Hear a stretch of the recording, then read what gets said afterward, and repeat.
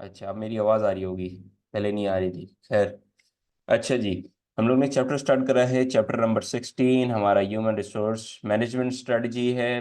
ठीक है जी, हम मैं ये समझाना चाह रहा था कि हर जो है ना आपके हर यूनिट के आखिरी में जो है ना स्ट्रेटजी का चैप्टर आता है। स्ट्रेटजी के चैप्टर देने का इनका मकसद ये होता है कि आपको जो है ना तैयारी करवाए। किस चीज़ की तैयारी करवाए, जरा सुनना।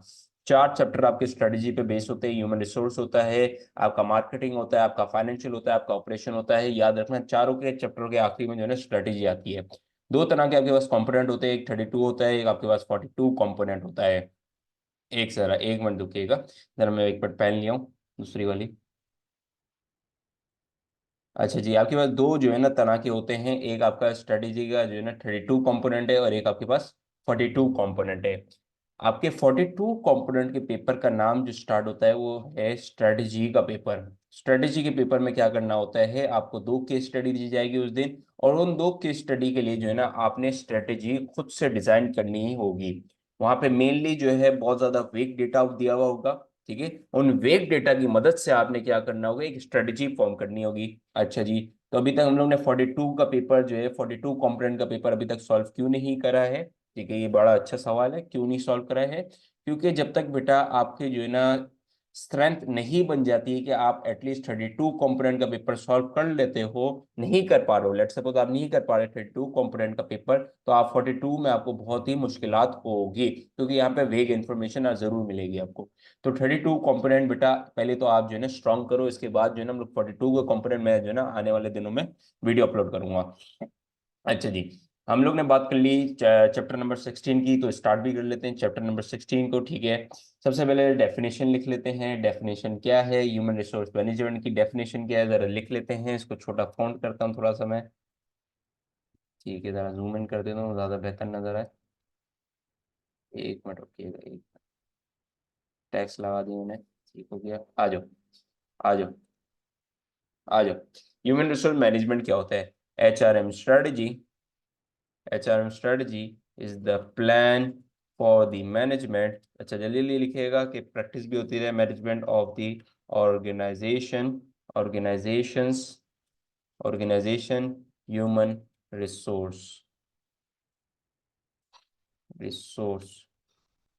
ठीक हो गया। ये आपकी जो है ना डेफिनेशन है HRM की। ठीक है, क्या डेफिनेशन है? HRM स्ट्रेटजी होती है, HRM strategy is the plan. अच्छा जरा सुनिएगा, जरा सुनिएगा।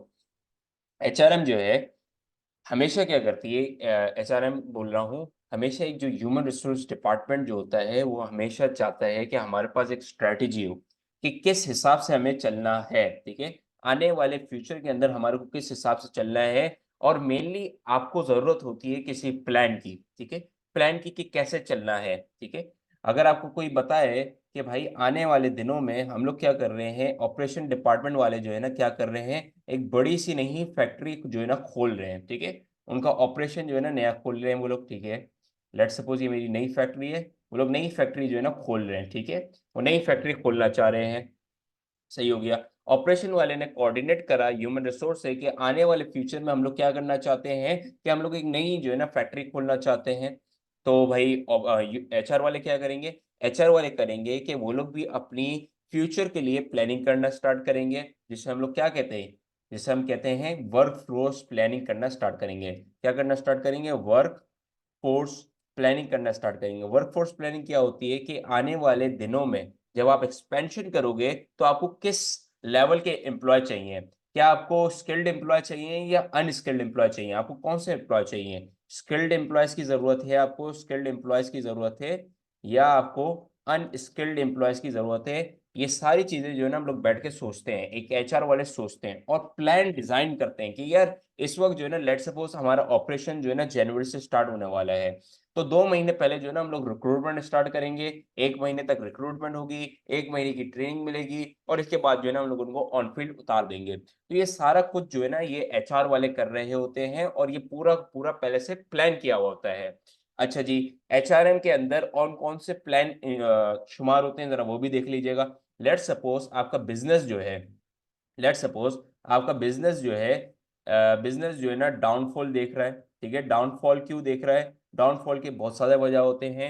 एक तो क्या होता है कि आपके जो है ना मुल्क के अंदर रिसेशन पीरियड आ चुका होता है। रिसेशन पीरियड की वजह से पूरी इकोनॉमी की जो परचेजिंग एबिलिटी होती है वो डाउनफॉल पे जा रही होती है, जिसकी वजह से आपका बिजनेस डाउनफॉल पे जा रहा होता है। या दूसरा ये होता है कि आप जो है ना टेक्नोलॉजी के हिसाब से, ट्रेंड के हिसाब से कस्टमर की डिमांड को फुलफिल नहीं कर सकते। Unable to fulfil the customer demand. इसकी मिसाल ये ले लेते हैं हम लोग, जो बेहतरीन मिसाल है कि आप जो है ना एक क्लोथिंग इंडस्ट्री के अंदर काम करते हैं, ठीक है। क्लोथिंग इंडस्ट्री के अंदर क्या हुआ है कि अब आप जो है एक प्लेन डिजाइन जो है ना ज्यादा फॉर्मल तौर पे जो है ना पहनी जा रही है। अब आप जो है ना, आप भी क्लोथिंग इंडस्ट्री में काम करते थे, आप भी फॉर्मल टी शर्ट के ऊपर काम करते थे। अब जो है ना ट्रेंड आ रहा है कि हम लोग formal T shirt plain shirt होंगी, सिर्फ कलर होगा, जैसे ब्लैक कलर हो गया, ब्लू कलर हो गया, व्हाइट कलर हो गया। मगर आपकी फर्म ने बोला नहीं, हम लोग सालों से काम करते हुए आ रहे हैं और हम लोग जो है ना प्रिंटेड जो है ना फॉर्मल टी शर्ट्स शर्ट्स बेचते हैं, हम लोग तो वो ही करेंगे। तो भाई ट्रेंड तो चेंज हो रहा है, नहीं हम लोग से कस्टमर खरीदेगा, तो ये जो है ना आपको क्या लेके चले जाएगा, डाउनफॉल की तरफ लेके जाएगा। एक जो है ना रियल एग्जांपल सुनो, नोकिया वालों ने क्या करा था। आपके सामने है कि टेक्नोलॉजी जो है ना चेंज हो रही थी, एप्पल ने जो है ना स्मार्टफोन लॉन्च कर दिया था, मगर नोकिया अपनी स्टबर्ननेस की वजह से उसने बोला नहीं जी, हमारे से जो है ना 3310 ही खरीदा जाएगा। अब जब उसने 30 स्टबर्ननेस दिखा दी, और अब जो है ना भाई आपका कस्टमर चाहता है कि यूनिक प्रोडक्ट आता रहे, कि उसकी डिमांड क्या होती रहे, फुलफिल होती रहे। अब से वो जो है एप्पल वाले ने फुलफिल कर दी। अब नोकिया वाला समझा कि भाई मैं लॉन्ग रन के अंदर जो है ना 3310 ही बेचता रहूंगा, मगर अनफॉर्चुनेटली वो लोग नहीं बेच सके और इंडस्ट्री से आउट हो गए, क्योंकि उन लोगों ने कस्टमर की डिमांड को फुलफिल नहीं करा। ठीक हो गया, जब कस्टमर की डिमांड को आप फुलफिल नहीं करोगे तो यही आपको डाउनफॉल फेस करना पड़ेगा। अब आते हैं एचआरएम पे। अगर एचआरएम को आप बोलते हो कि जी भाई हमारा बिजनेस डाउनफॉल पे जा रहा है, तो आप कुछ स्ट्रेटेजी लेके आओ, कोई प्लानिंग लेके आओ, कोई फ्यूचर के लिए प्लानिंग लेके आओ। तो वो क्या करेगा, वो सबसे पहले तो ये करेगा कि रैशनलाइजेशन करेगा। रैशनलाइजेशन का कॉन्सेप्ट आपके एएस लेवल के अंदर इंट्रोड्यूस करवाया जाता है, कैपेसिटी के चैप्टर के अंदर। रैशनलाइजेशन का कॉन्सेप्ट, रैशनलाइजेशन आपको क्या बोलता है कि आप क्या कर रहे हो, डीलेयरिंग कर रहे हो, ठीक है।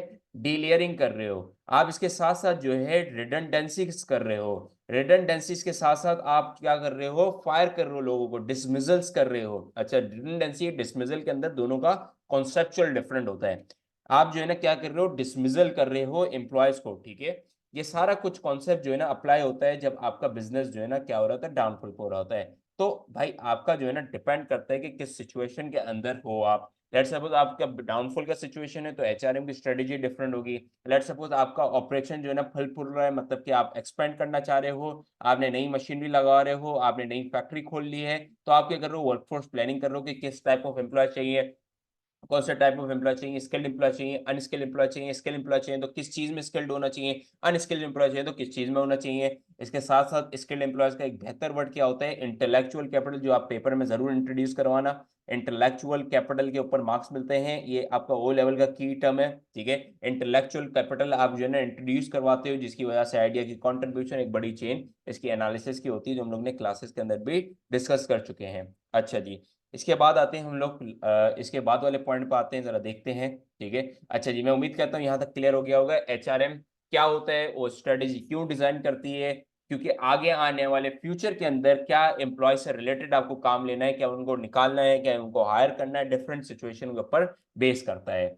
अच्छा जी, एक और एक मेजर अच्छा टॉपिक है, उसका क्या है, इसी चैप्टर का टॉपिक है और ये थोड़ा चैप्टर लेंदी है, इसके लिए हम लोग ने सोचा है कि इसको जो है ना हम लोग ऑनलाइन के अंदर कवर करेंगे, तो ये हमारा पहला लेक्चर है। अच्छा जी, अब आते हैं हम लोग ये वाले टॉपिक के अंदर, ह्यूमन रिसोर्स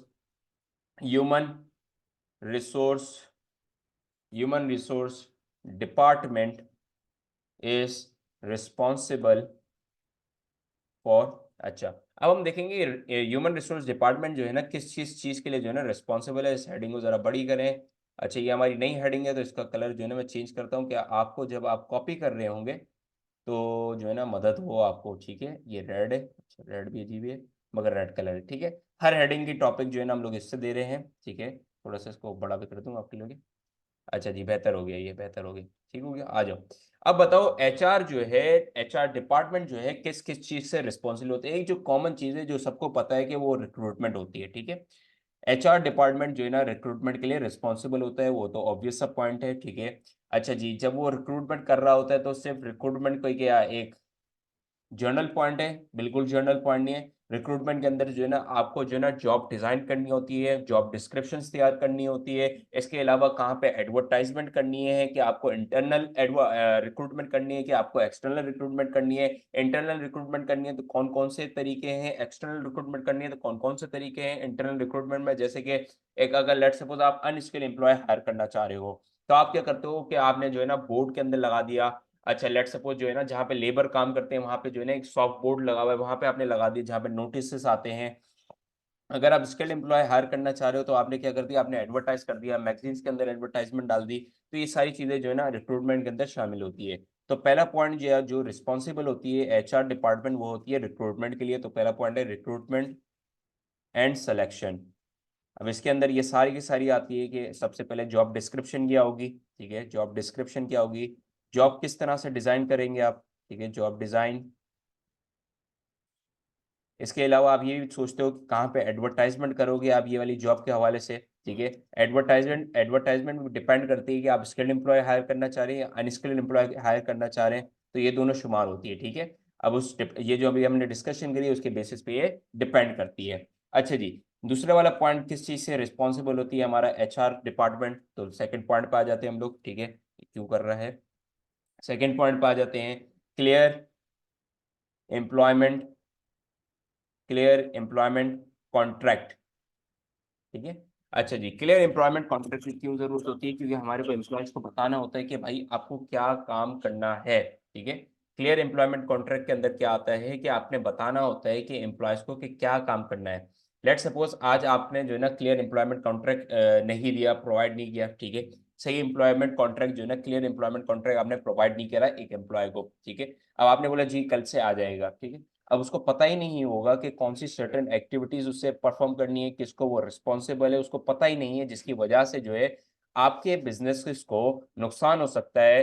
किसकी वजह से, डिमोटिवेशन की वजह से और लेस प्रोडक्टिविटी की वजह से, क्योंकि एम्प्लॉय को क्लियर ही नहीं है कि उसको काम क्या करना है। तो इसके लिए थोड़ा सा पॉइंट है, जरा लिखते रहिएगा विच।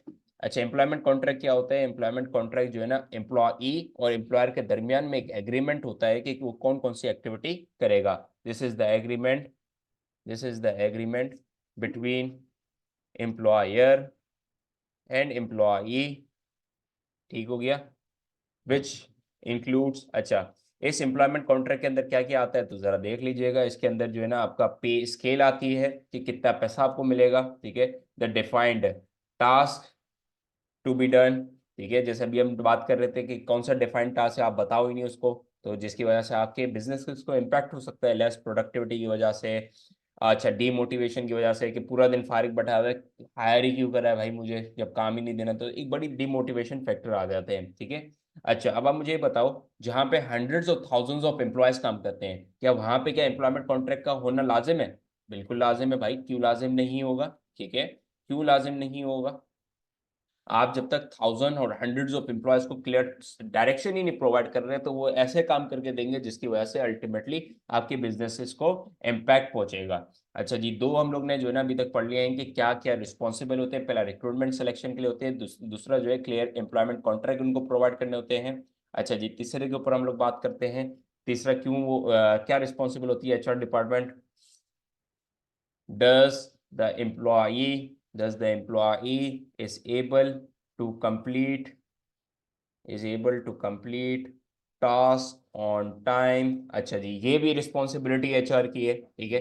लेट सपोज हम लोग ने ना एचआर वाले को बंदा हायर करके दिया है, अब वो बंदा ही इतना जो है ना अजीब सा है, ठीक है, वो काम पे जो है ना टाइम टाइम पे काम नहीं करके दे रहा। अब ऑपरेशन वाला क्या बोलेगा यार, वो एचआर वाले को कंप्लेंट करेगा यार क्या किस जो है ना मखलूक को आपने हायर किया है कि ये ऑन टाइम ही काम नहीं करके दे रहा। क्योंकि आगे जो है आप डेडलाइन के ऊपर चलते हुए, कॉर्पोरेशन एक ऑर्गेनाइजेशन हमेशा डेडलाइंस के ऊपर चलती है ना कि भाई इस वक्त के अंदर ये काम होना चाहिए, इस वक्त के अंदर ये काम होना चाहिए, इस वक्त के अंदर ये काम होना चाहिए। अगर एक एम्प्लॉय जो है डिले कर रहा है अपने काम को और वो वक्त के अंदर वो डेडलाइन के अंदर काम को सबमिट नहीं कर रहा, तो अल्टीमेटली जो है ना दूसरे डिपार्टमेंट्स के ऊपर अफेक्ट जा सकता है, अल्टीमेटली कस्टमर्स के ऊपर भी अफेक्ट जा सकता है, ठीक है। लेट्स सपोज मैंने एक नया एम्प्लॉय हायर करा है, अब उसको मैंने बोला कि भाई आपने क्या करना है, लेट्स सपोज पैकेजिंग का आपने जो है ना ऑर्डर देके आना है, ठीक है, या पैकेजिंग जो है ना आपने डिजाइन करनी है, डिजाइनर लेट्स सपोज हायर करा, उसको मैंने बोला यार आपने जो है ना पैकेजिंग के ऊपर डिजाइन करनी है। अब उसने क्या करा, हम लोग ने बोला यार 5 दिन के अंदर हो जाना चाहिए, उसने बोला जी हो जाएगा। अब 5 दिन हो गए हैं, उसके ऊपर 1 हफ्ता भी हो गए, उस वक्त तक उसके ऊपर डिजाइन नहीं हो सका है। अब जब डिजाइन ही नहीं होगा पैकेजिंग के अंदर, तो हम लोग कैसे जो है ना मार्केटिंग एक्टिविटी कैरी आउट करेंगे, कैसे ही प्रोडक्ट को हम लोग जो है ना सप्लाई करेंगे रिटेलर तक, कैसे ही रिटेलर हमारे कस्टमर को पहुंचाएगा। जब आप डिले करोगे तो कस्टमर अफेक्ट होगा, जब कस्टमर अफेक्ट होगा तो कस्टमर क्या कर देगा, स्विच कर जाएगा कंपैरेटर की तरफ, क्योंकि सब्स्टिट्यूट मौजूद होते हैं। जैसे आप बिस्किट के अंदर डील कर रहे हो, तो क्या आपका एम्प्लॉय जो है काम टाइम पे कर रहा है, ठीक है। ये आपकी एचआर की ड्यूटी होती है कि वो इंश्योर करे। If not, then what are the possible reason. अच्छा, इसको हम लोग जो है ना दूसरे वर्ड में कहते हैं। अच्छा, दूसरा वर्ड बाद में इंट्रोड्यूस करवाता हूँ, मुश्किल वर्ड है थोड़ा सा, ठीक है। अच्छा, अगर नहीं कर रहा तो हम लोग जो है ना जानकारी लेंगे या रीजन मालूम करेंगे कि यार कि क्यों नहीं कर रहा, ठीक है, क्यों नहीं कर रहा। क्या जो है ना does the employee requires training, क्या उसको ट्रेनिंग की जरूरत है इसके लिए वो काम नहीं कर रहा, या उसको मोटिवेशन मोटिवेशन लैक कर रही है, या मोटिवेशन लैक कर रही है इसके लिए नहीं कर रहा, या सेंस ऑफ डायरेक्शन उसको प्रोवाइड नहीं किया जा रहा, सेंस ऑफ डायरेक्शन प्रोवाइड नहीं किया जा रहा, या उसको जो है ना करेक्ट डेडलाइन प्रोवाइड नहीं की जा रही, करेक्ट डेडलाइन प्रोवाइड नहीं करी जा रही, ठीक है, या तो क्लियर कम्युनिकेशन इसके साथ नहीं किया जा रहा। तो इससे रीजन मालूम करेंगे यार आप क्यों टाइम पे काम नहीं कर रहे हो। ऐसा नहीं है कि आप नहीं कर रहे तो जी आपको जो है ना हम लोग अब डिसमिसल या रिडंडेंट कर देंगे जॉब में से, ठीक है। ऐसा नहीं होता। आप पहले भाई रिक्रूटमेंट के ऊपर एक अच्छा खासा अमाउंट ऑफ टाइम, अच्छा खासा अमाउंट ऑफ कॉस्ट लगती है एचआर के लिए। अब आप क्या जो इतना ज्यादा आपने कॉस्ट लगाया है एचआर के ऊपर, इतना ज्यादा जो आपने टाइम लगाया एक बंदे को हायर करने के लिए, आपके 1 मिनट में उसको फायर कर दोगे, पॉसिबल ही नहीं है। आप जब ऑर्गेनाइजेशन में होते हो तो आपने पूरा फॉर्मल तरीके से एक बंदे को हायर करना होता है, उसके ऊपर टाइम लगता है, उसके ऊपर पैसा लगता है, ये सारा कुछ होता है। पैसा किस मद में लगता है, एडवर्टाइजिंग करनी पड़ती है, आपको डिफरेंट जगह जो है ना एम्प्लॉयज को ढूंढना पड़ता है। अब जब आपने ये करा कि एम्प्लॉय जो है ना टाइम का टास्क टाइम पे नहीं करके दे रहा, तो आप क्या डायरेक्ट उसको रिडंडेंट कर दोगे, नहीं, आप उससे रीजन मालूम करोगे। ये सारा काम जो होता है एचआर वालों का होता है कि वो जाके मालूम करें कि क्या रीजन है भाई आपका, ठीक है ना। अच्छा जी, और भी उसके पॉसिबल वो होते हैं, ठीक है, ड्यूटीज होती हैं एचआर की, बहुत ज्यादा ड्यूटीज होती हैं, ज्यादा आपको जो है ना मदद करेंगी पेपर के अंदर, ठीक है। तो आप जो है ना, मैं उम्मीद करता हूँ आप साथ साथ लिख रहे होगे मेरे, ठीक है। आप आराम से बैठ के मोबाइल के ऊपर नहीं देख रहे होगे, ठीक है। कोई बड़ी स्क्रीन लैपटॉप के ऊपर देख रहे होगे तो क्लियर होगी ये सारे टेक्स्ट वैक्स, ठीक है, वरना जो है ना आंखों में मसला हो जाएगा तुम्हारे, ठीक है। अच्छा, इसके बाद जो है ना एक और चीज भी देखती है, unfair treatment of employee in in an work place, ठीक है। हमारे जो है ना एचआर वाले ये भी देखते हैं कि अनफेयर ट्रीटमेंट ना हो रही हो, ठीक है। जो नया एम्प्लॉय हायर किया है, जो पुराना एम्प्लॉय भी है, क्या उसके साथ अनफेयर ट्रीटमेंट ना हो रही हो।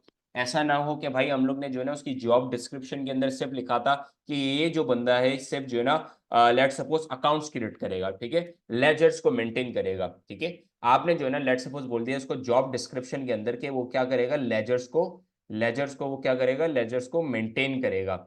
अब क्या हो गया, उसके जो एचआर जो था ना फाइनेंसिंग डायरेक्टर जो था, उसने क्या करा उसके ऊपर जो है ना काम का बहुत ज्यादा लोड डाल दिया। जब काम का लोड डाल दिया तो भाई ये अनफिट ट्रीटमेंट है। या आप ये भी कह सकते हो कि भाई आपका जो है ना एक बंदा था, आपने बहुत ज्यादा पुरानी मिसाल देते हैं, जैसे कि भाई 90s की बात करो, तो हम जो है ना एक काले बंदे को हमने हायर करा अपनी ऑर्गेनाइजेशन के अंदर अमेरिका के अंदर। अब सब जो है ना उसको बोल रहे हैं काले इधर आओ, ओ काले इधर आओ, ओ काले इधर आओ, एक काले इधर आओ। तो ये क्या है, अनफिट ट्रीटमेंट हो रही है उसकी यार, ठीक है। तो एचआर वाले इंश्योर करते हैं कि ये सारी चीजें वो अवॉइड करें, ठीक है, कि हर बंदा जो है ना फेयरली ट्रीट किया जाए, ठीक हो गया। अच्छा, अनफेयर ट्रीटमेंट के अंदर ये भी आता है कि पे स्केल भी है सबको जो है ना सेम दी जाए, ठीक है। तो इसके बाद हम लोग नेक्स्ट पॉइंट पे आते हैं। फिफ्थ वाला पॉइंट होता है performance appraisal. Performance appraisal appraisal and disciplinary plenary measures.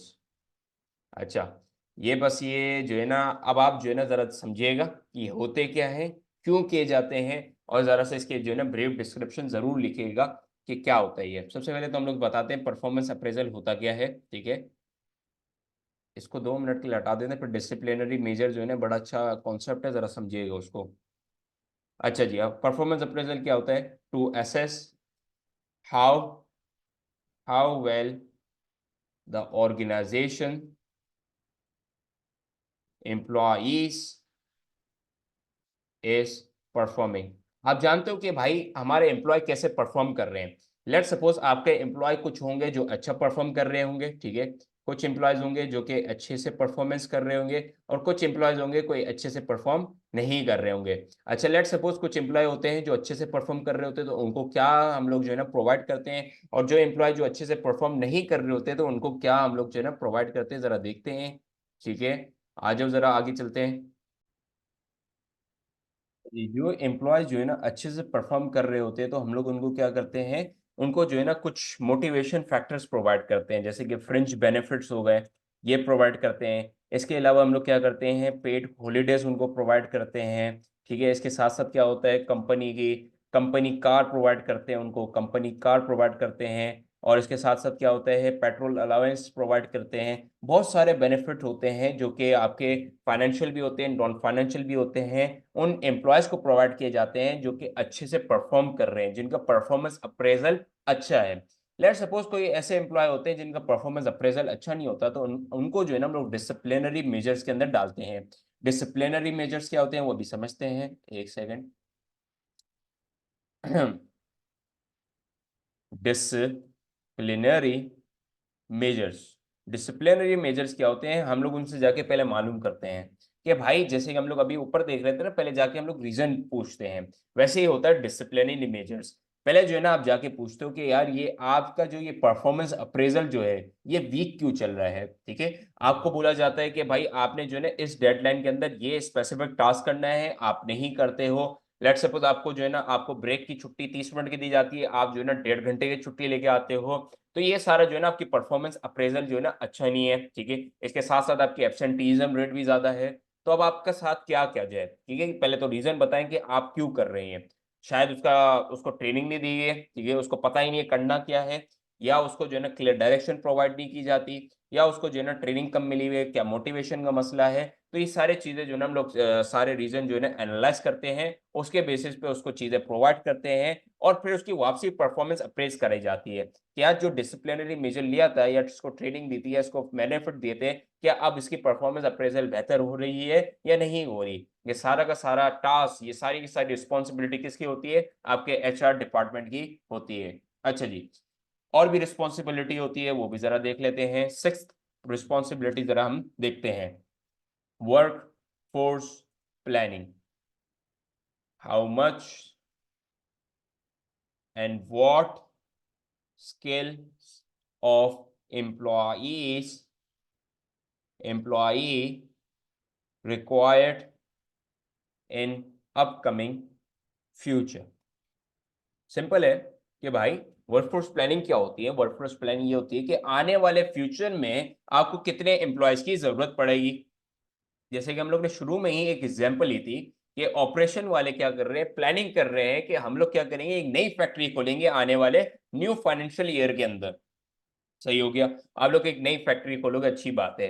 ये सारी मशीनरी वशीनरी जो जितना भी जो चीजें होती है ऑपरेशन रिलेटेड, वो तो ऑपरेशन का मसला होता है, मगर एचआर का क्या वो होगा। ऑपरेशन वाला क्या करेगा, ऑपरेशन का डायरेक्टर एचआर के डिपार्टमेंट वाले से क्या करेगा, एचआर के डायरेक्टर के साथ कोऑर्डिनेट करेगा और उसको बोलेगा कि आप जो है ना आज से स्टार्ट करते हैं वर्कफोर्स प्लानिंग। वर्कफोर्स प्लान क्या होता है, इन फ्यूचर में आने वाले एम्प्लॉयज किस तरह के हमारे को चाहिए होंगे। लेट्स सपोज जब हम लोग नई मशीनरी और नई फैक्ट्री जो है ना सेटअप कर रहे हैं, तो हमारे को दो टाइप ऑफ एम्प्लॉय चाहिए होंगे। एक हमारे इंटेलेक्चुअल कैपिटल्स होंगे और एक हमारे अनस्किल्ड लेबर्स होंगे, जो कि हमारी मजदूरी करेंगे, और एक जो होंगे अपना दिमाग चला के काम करेंगे। तो दो तरह के आपको एम्प्लॉयज की जरूरत पड़ती है। ठीक है, तो आप जो है ना उसके साथ क्या करोगे, प्लानिंग करोगे कि आने वाले फ्यूचर के अंदर आपको किस तरह के एम्प्लॉयज की जरूरत होती है। अच्छा, वर्कफोर्स प्लानिंग के अंदर जो है ना एक और भी चीज आती है, वर्कफोर्स प्लानिंग के अंदर जो है ना एक और भी चीज आती है। अच्छा जी, क्या चीज आती है वो जरा देख लेते हैं। वर्कफोर्स प्लानिंग के अंदर ये भी आता है कि आगे आने वाले फ्यूचर के अंदर आपको कम एम्प्लॉयज की जरूरत है, या आपका बिजनेस जो है ना डाउनफॉल की तरफ जा रहा है, तो आप रैशनलाइजेशन का कॉन्सेप्ट भी कर सकते हो, रिडंडेंसीज भी हो सकती है, डिसमिजल्स भी हो सकते हैं, डीलियरिंग भी हो सकती है। ये सारी चीजें जो है ना आपकी वर्कफोर्स प्लानिंग के अंदर आते हैं कि आगे आने वाले फ्यूचर के अंदर कितने ज्यादा एम्प्लॉयज की जरूरत है या कितने कम एम्प्लॉयज की आपको जरूरत है। अच्छा जी, इसके बाद वाला एक और रिस्पॉन्सिबिलिटी है। ठीक है, क्या रिस्पॉन्सिबिलिटी है कि लीगल इश्यूज को भी वो लोग कैटर करते हैं। लीगल इश्यूज को भी वो लोग कैटर करते हैं। लेट सपोज एम्प्लॉय ने जाके बोला यार हमारे को जो है ना ये लोग पेमेंट नहीं देते हैं, हर महीने के आखिरी में ये हमारे को जो है ना तनख्वाह या सैलरी जो है या वेजेस जो है ना हमारे को नहीं प्रोवाइड करते हैं। सही हो गया, लीगल इशू है। आपने जब उससे जो है ना काम करवा लिया 1 महीने का, तो आपने पेमेंट देना लाजिम है अकॉर्डिंग टू द लॉ। अब नहीं करा तो अब लीगल इश्यूज भी कौन डील कर रहा होगा? एचआर वाले कर रहे होंगे अगर आपके एम्प्लॉय ने कंप्लेंट कर दी है। अच्छा जी, इसके अलावा ट्रेनिंग प्रोवाइड करना। ठीक है, ट्रेनिंग आपने बहुत ज्यादा तरीके पढ़े हुए हैं एएस लेवल के अंदर। ठीक है, ट्रेनिंग प्रोवाइड करना, ट्रेनिंग किस तरह की? On the job training, of the job training, कौन सी ट्रेनिंग आपको जरूरत है, एम्प्लॉय के ऊपर बेस करती है। ठीक है, अच्छा जी, 8 हो गया आपका ट्रेनिंग। इसके अलावा आपका जो है ना मोटिवेशन प्रोवाइड करना। ठीक है, 9th इशू क्या हो जाएगा आपका? मोटिवेशन प्रोवाइड करना।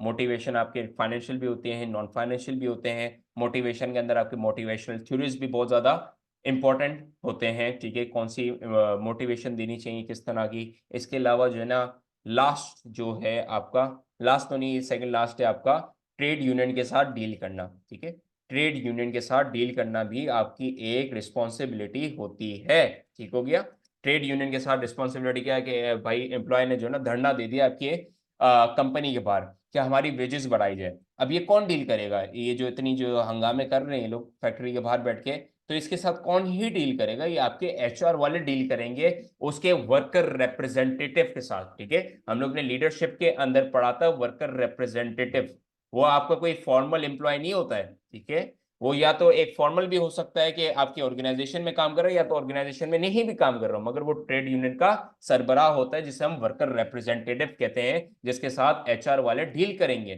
ठीक हो गया। अच्छा, एचआर वाले के पास इतनी रिस्पॉन्सिबिलिटी होगी कि वो बोले जी हम आप वेजेस बढ़ा दें? नहीं, एचआर डायरेक्टर वाला पहले उसके साथ कोई जो है ना नेगोशिएशन करेगा।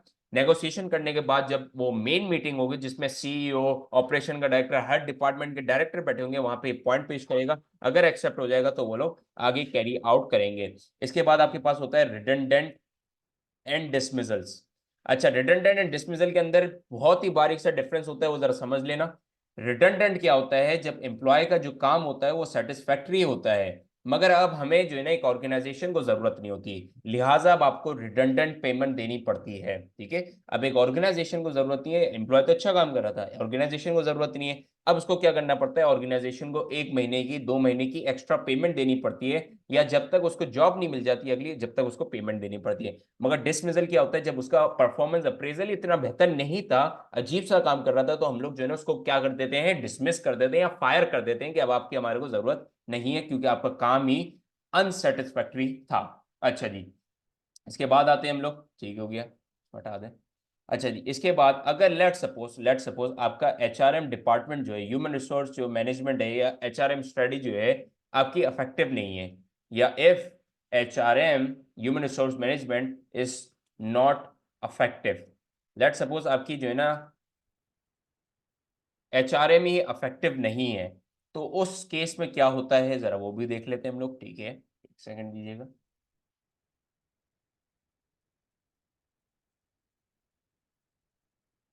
If HRM is not effective, ठीक है, तो जरा डिस्कस कर लेते हैं। अगर एचआरएम इफेक्टिव नहीं होती तो क्या होता है? द रॉन्ग, ये पहला आपका जो है ना डिसएडवांटेज है, मतलब कि पहला जो है ना वो है रीजन है, क्या होगा? The wrong number of employees, साथ साथ लिखेगा many with in appropriate skills. क्या होता है जब आपकी एचआरएम ही इतनी इफेक्टिव नहीं होती? अच्छा, लेट सपोज एम्प्लॉय आके सामने आपकी बैठ गया। ठीक है, आप जो है ना रिक्रूटमेंट प्रोसेस में हो, एम्प्लॉय आपके सामने आके बैठ गया। अब जो है ना आपकी एचआरएम ही इतनी बकवास है, ये इफेक्टिव नहीं है। इफेक्टिव का मतलब हमारे को पहले पता होना चाहिए, एफिशिएंसी और इफेक्टिव के दरमियान में भी डिफरेंस होता है। इफेक्टिव माने तो कोई ऑब्जेक्टिव कोई अचीव करना, एफिशिएंसी माने तो प्रोडक्टिविटी से लेंगे, यहाँ तो कोई प्रोडक्टिविटी से लिंक नहीं है, तो हम लोग ने एफिशिएंसी नहीं बल्कि इफेक्टिव वर्ड इस्तेमाल किया है। इफेक्टिव मतलब कि आपका ऑब्जेक्टिव अचीव हो रहा है या नहीं हो रहा। यहाँ पे जो है ना आपकी ऑब्जेक्टिव अचीव नहीं करके दे रहा एचआरएम। किसका ऑब्जेक्टिव अचीव नहीं करके दे रहा है? एक ऑर्गेनाइजेशन का ऑब्जेक्टिव अचीव नहीं करके दे रहा। ऑब्जेक्टिव क्या होता है? एक अच्छे एम्प्लॉयज को हायर करना, एक इंटेलेक्चुअल कैपिटल को हायर करना जो कि हमारी आइडिया कंट्रीब्यूशन के अंदर इन्वॉल्व करें, इसके साथ साथ वो मोटिवेट रहे, एम्प्लॉय आइडिया की कंट्रीब्यूशन करेगा, तो हमारा जो ऑपरेशन प्रोसेस है उसके अंदर वेस्ट एक्टिविटी रिड्यूस होगी। जब वेस्ट एक्टिविटी रिड्यूस होगी तो हमारी प्रोडक्टिविटी बढ़ेगी, और हमारी जब प्रोडक्टिविटी बढ़ती है तो हमारा एवरेज कॉस्ट कम होता है। जब हमारी एवरेज कॉस्ट कम होती है तो हमारा क्या चीज बढ़ जाती है? प्रॉफिट मार्जिन बढ़ जाती है। जब भी आप इंटेलेक्चुअल कैपिटल को हायर करते हो तो आपकी एक इकोनॉमीज ऑफ स्केल जो है ना अचीव हो जाती है, वो होती है मैनेजरियल इकोनॉमीज ऑफ स्केल। अगर आप पेपर के अंदर ये डिटेल पॉइंट लिखते हो तो आपको डिटेल एनालिसिस के पॉइंट ज्यादा मिलेंगे। तो एक जगह कहीं आप लोग सफे के कहीं पे भी जो है ना लिख लेना, ठीक है। अच्छा जी, अब आप ये वाला जो पॉइंट है वो आपको क्या कह रहा है, the wrong number of employees. पहली बात ये है कि गलत नंबर ऑफ एम्प्लॉयज आपने हायर कर लिए, ठीक है। आपको जरूरत है 20 की, ठीक है, 20 एम्प्लॉय काफी थे, मगर आपने हायर कर लिए 40। अब क्या होगा, 40 जब एम्प्लॉय आपने हायर कर लिए तो 20 तो वैसे ही फारिग हैं, ठीक है। या लेट सपोज 40 भी काम कर रहे हैं, तो काम तो यार कैसे ही इनफेक्टिव तरीके से हो रहा है। आपने जो है ना 20 एडिशनल लेबर की क्या कर ली है, लेबर कॉस्ट जो है ना ऑर्गेनाइजेशन के ऊपर डाल दी, जिसकी वजह से आपके ओवरहेड्स जो है ना इंक्रीज होते रहते हैं। इसके साथ साथ मैनी विद इनअप्रोप्रिएट स्किल्स, आप ऐसे भी एम्प्लॉयज हायर कर लेते हो जिसकी जो है ना अजीब सी ही स्किल्स है, ठीक है, अजीब स्किल्स हैं, उसको भी आपने हायर कर लिया है। अब वो ऑर्गेनाइजेशन को जिस तरह का काम चाहिए उस तरह से तो वो कर नहीं रहा। लेट सपोज हमारी जो ऑर्गेनाइजेशन है वो बड़ी जो है ना एस्थेटिक वाइब प्रोवाइड करती है, एस्थेटिक प्रोवाइड वाइब करने के साथ साथ वो क्या करती है, अच्छे से पोस्ट जो है ना डिजाइन करती है, सोशल मीडिया मार्केटिंग करती है, ठीक है। अब ये जो है ना हमारा जो है ना एक अच्छा एडिटर, हम लोग चाहते हैं कि एक अच्छा एडिटर हो ए ग्रेड का। हम लोग ने क्या करा, हमारा एचआरए में इतना इनफेक्टिव था, उन्होंने एक ऐसा डिजाइनर हायर करा जो कि जो है ना अजीब सा ही था, जिसका कोई एक्सपीरियंस नहीं था, और ऐसे उठा के वो ले आए थे। और उसने ऐसे जो है ना हमारे जो है ना सोशल मीडिया मार्केटिंग करी, जिसकी वजह से हम लोग ने लेट सपोज 50% और 50% ऑफ कस्टमर हम लोग ने लूज कर लिए, क्योंकि वो अजीब सी ही पोस्ट डिजाइनिंग और जो है ना अजीब से ही प्रोवाइड कर रहे थे वाइब को, ठीक है। तो इनअप्रोप्रिएट स्किल एम्प्लॉयज हम लोग ने हायर कर लिए। अच्छा जी, इसके अलावा और क्या नुकसान होता है एक ऑर्गेनाइजेशन को, ठीक है। इसके अलावा क्या होता है, अनसूटेबल अनसूटेबल पेमेंट मेथड्स। अच्छा, अगर आपकी एचआरएम ही इतनी इनअफेक्टिव होगी तो आप जो है ना अनसुटेबल पेमेंट मेथड्स का चूज करोगे। लेट सपोज आज भी बहुत सारी ऑर्गेनाइजेशन है जो कि क्या करती हैं, एक एम्प्लॉयज की लाइन लगवाती है, ठीक है। अच्छा, ये लो लेवल एम्प्लॉयज की बात कर रहे हैं जो कि वेजेस पे होती है। अब वो क्या करती है, लाइन लगवाती हैं और उनके हाथ में जो है ना कैश के बंडल्स होते हैं। अब जो है ना वो लोग क्या कर रहे होते हैं, उनके सामने जो है ना खाते पड़े हुए होते हैं रजिस्टर के फॉर्म में, और देख रहे होते हैं यार इस एम्प्लॉय को कितना पैसा देना है, उसने कितने घंटे काम करा है और कितना पैसा देना है, और वो गिनते हैं और हाथों पे नोट देते हैं, गिनते हैं हाथों में नोट देते हैं। और ऐसे जो है ना पता नहीं कितने एम्प्लॉयज होते हैं, इनके सौ की तादाद में या थाउजेंड्स की तादाद में एम्प्लॉयज होते हैं, उनको जो है ना एक एक करके जो है ना उनको पैसे काउंटिंग कर करके दे रहे होते हैं, जो कि रात लग जाती है उनकी, और वो पैसे ही दे रहे होते हैं बेचारे, ठीक है। ये एचआरएम के इनफेक्टिव है भाई, ठीक है, आप टाइम वेस्ट कर रहे हो। अच्छा जी, तो ज्यादा बेहतर क्या हो सकता है, अब जो है ना हर एक एम्प्लॉय के पास, हर कोई वेजेस वाले एम्प्लॉय के पास भी ना जैस कैश और इजी पैसा आ चुका है। तो अब क्या होता है कि अब उनको जो है ना हम लोग क्या करते हैं, एम्प्लॉय जो उनकी वेजेस होती हैं वो ऑनलाइन पेमेंट कर देते हैं। अब इससे दो फायदा होता है, एक तो एक कॉस्ट भी बचती है आपकी, इसके साथ साथ क्या होता है आपका जो है ना रिस्क जो होता है, जैसे कि लेट सपोज एक बंदे को आपने भेज दी, अब वो बाहर निकला और वो चोरी हो गई, रिस्क था ना ये। अब रिस्क को आपने क्या कर दिया, काउंटर कर दिया, आपने जो है ना ऑनलाइन पेमेंट पे ले गए। तो अनसुटेबल पेमेंट मेथड जो है ना ऑप्ट करते हैं अगर आपका एचआरएम जो है ना इनफेक्टिव होता है। इसके साथ साथ क्या होता है, इन अप्रोप्रिएट एम्प्लॉयमेंट कॉन्ट्रैक्ट भी प्रोवाइड करते हैं वो लोग, जरा देख लेते हैं ये भी, ये पॉइंट भी जरूर लिखिएगा। इन अप्रोप्रिएट एम्प्लॉयमेंट कॉन्ट्रैक्ट, अच्छा जल्दी जल्दी लिखिएगा कि प्रैक्टिस भी होती है, एग्जाम में भी जल्दी जल्दी लिखना होता है। Employment contract for different types of employees, ठीक है। एम्प्लॉयमेंट कॉन्ट्रैक्ट आप जो है ना अजीब अजीब से तैयार कर रहे हो। लेट सपोज मैंने जो है ना एम्प्लॉयमेंट कॉन्ट्रैक्ट में लिखा हुआ है, ठीक है, आपने जो है ना काम करना है, ठीक है। अब सिर्फ जनरल मिसाल ले रहा हूँ और जल्दी से आगे बढ़ेंगे, कोई इतना बड़ा पॉइंट है नहीं है।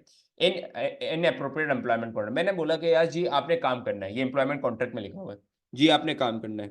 अब आप मुझे ये बताओ कि आपको या एक कोई भी एम्प्लॉय को क्या सेंस ऑफ डायरेक्शन मिल रही है कि क्या ही काम करना है, काम तो सबको भी करना है मगर क्या ही काम करना है, ठीक है।